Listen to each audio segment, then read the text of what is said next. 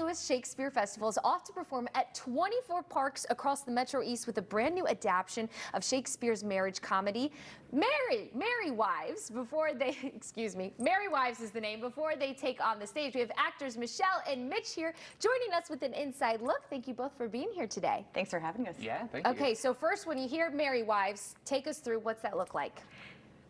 Yeah, absolutely. So it's a marriage comedy.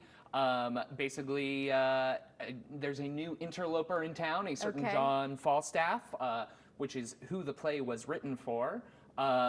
And he is in town to cause a little mayhem. A little bit of mayhem.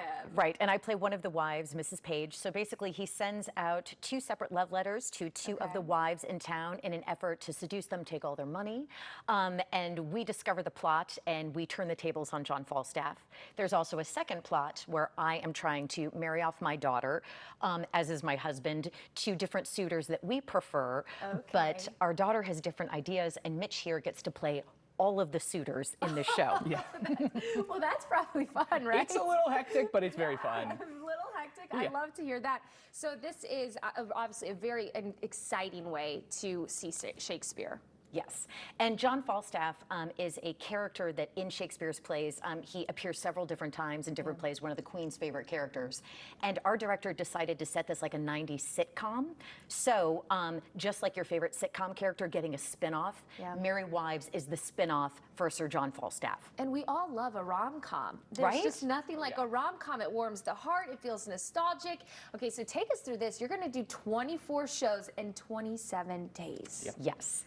So this part of Shakespeare Festival, we are the touring company. So whereas Shakespeare Festival usually does a show in June where you come to Forest Park, we come to you. So we're going to take it to all of these different parks, to all these different neighborhoods in the bi-state area to make sure that everyone has an opportunity to enjoy the show and to enjoy Shakespeare. I love that, and how exciting going around just for you to see all these different parks across the region, different audiences too. I mean, that's really special. Yeah, it's a lot of fun. I mean, we get to be in a different place every night. We get to basically bring the show to that community. And we've had really nice turnout so far, just 3 nights in. And you're playing 3 different people. 4 actually. 4 different suitors. I can only imagine. And why don't we end with this? Maybe just kind of how this experience, you can't get anything like this anywhere else. Live theater is something remarkable. Absolutely, and the fact that because this is sort of set in this 90s sitcom way, you know, people I think sometimes hear Shakespeare and they get a little, oh, I don't know if I'll understand it. This is relatable. It's something that you're familiar with. Our set looks like, you know, the backyard of Home Improvement. Yeah.